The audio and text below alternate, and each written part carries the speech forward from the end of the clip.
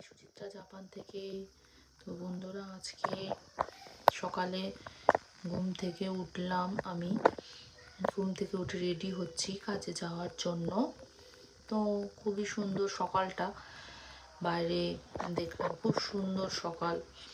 আমিও খুব খুশি ছিলাম, আমার মনটা ভালো ছিল, কারণ রাত্রে এর আগে দুদিন রাত্রে আমার ভালো ঘুম হয়নি। আজকে রাত্রে ভালো ঘুম হওয়াতে সকালবেলা ভাল লাগছে, শরীরটা ভাল লাগছে। ও বাবা, শরীর ভাল লাগছে। আমি ড্রেস ফ্রেস পরে রেডি হয়েছি, কাজে যাব।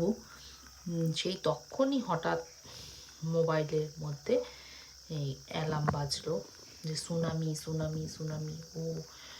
ওরে বাবা, কি যে ভয়, কি আর বলবো বন্ধুরা, প্রচণ্ড ভয় লেগে গেছিলো।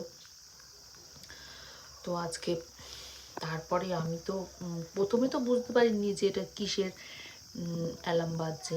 আমি ভেবেছি হয়তো ভূমিকম্প হবে, ভূমিকম্প জন্য।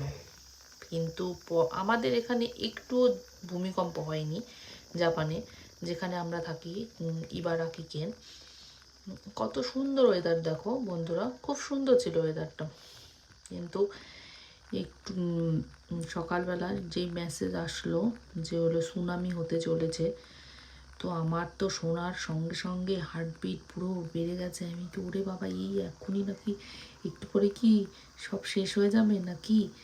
এবার ভালো মতো বুঝতেও পারছি না যে ওটা জাপানি ভাষায় লেখা। তারপর ওটাকে তাড়াতাড়ি করে আমি গুগলে গিয়ে ওটা ট্রান্সলেট করে বাংলায় দেখলাম যে এখানে না, আমাদের যেখানে সমুদ্রের পাড়ে ওইখানে সুনামি সতর্কতা দিয়েছে যে সুনামি হতে পারে। তারপরে একটু পরে সারা দিন ধরে জাপানিজ টিভিতে দেখাচ্ছে যে সমুদ্রের জল ফুলে উঠেছে। সমুদ্রের জল কতটা পরিমাণ ফুলে উঠেছে, সব এক এক জায়গায় এক একটা পরিমাণে সমুদ্রের জল ফুলে উঠেছে। তো বন্ধুরা, খুবই ভয়ের মধ্যে দিন কাটলো। তো আমার দিদি জাপানে ও চলে গেছে কালকে। তো বন্ধুরা, তোমরা ভালো থেকো, বাই বাই দোস্ত। তো আমরা খুবই ভয়ের মধ্যে আছি, আমাদের ভগবানের কাছে আশীর্বাদ